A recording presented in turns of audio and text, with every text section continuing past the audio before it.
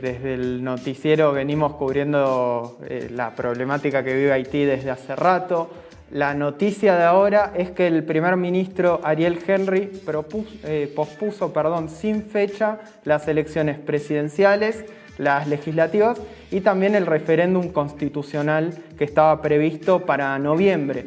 Esto se da luego de que el lunes pasado el primer ministro destituyera a los 9 miembros del Consejo Electoral Provisorio, los cuales habían sido nombrados por el presidente Jovenel Moïse, quien fue asesinado en la madrugada del 7 de julio pasado. Moïse también fue quien convocó a este referéndum constitucional porque justamente quería reformar la Carta Magna. Perdón, sí. Agustín, o sea, el primer ministro del que estás hablando era el primer ministro del presidente asesinado. Exactamente, fue nombrado por él. Ahora te cuento al respecto que este primer ministro está en el cargo de manera inconstitucional, ya que según la Carta Magna, quien sea designado primer ministro debe ser ratificado por el Parlamento. ¿Cuál es el problema acá?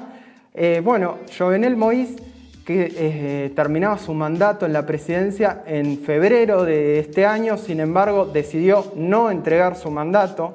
Por la falta de elecciones, el país se quedó sin diputados y con solo 1/3 de los senadores.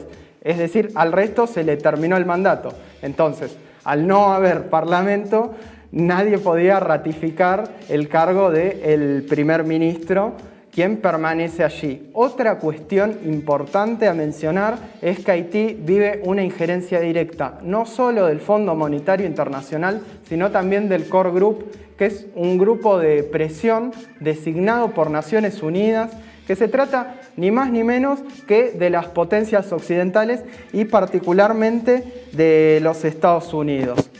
Como si fuera poco todo esto que te estoy contando y que les estoy contando a todos y a todas, el primer ministro está sospechado de haber participado en el magnicidio del presidente Moïse el pasado 7 de julio. ¿A qué se deben estas sospechas?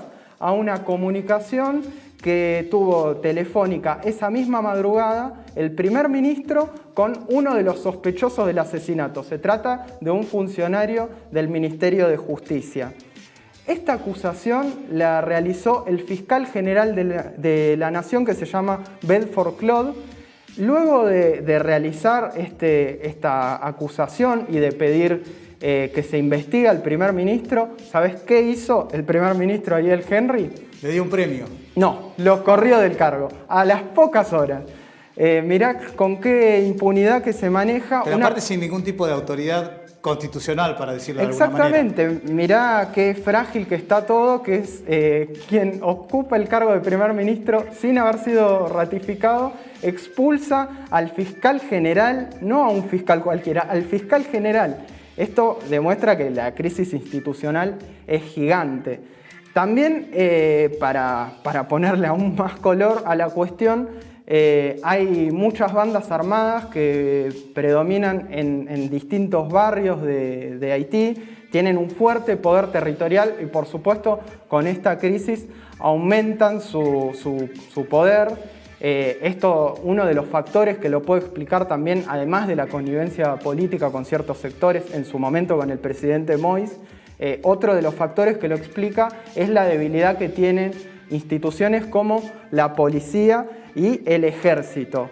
Por último, les quiero contar que en las últimas semanas fueron deportados miles de haitianos de los Estados Unidos. Esto muestra la profundización del fenómeno migratorio, y digo profundización y no inicio, ya que desde hace varias décadas Haití es uno de los países más pobres del mundo y el más pobre del continente. Así que bueno, esto no inicia hoy, pero por supuesto toda esta inestabilidad profundiza el fenómeno de que los haitianos y haitianas tratan de escapar del país. Así que lo que tenemos pasando en limpio es un país sin calendario electoral, prácticamente sin parlamento y con un primer ministro que está en el cargo de manera inconstitucional y que, pese a estar sospechado del asesinato del presidente Moïse, no está siendo investigado porque justamente destituyó al fiscal general.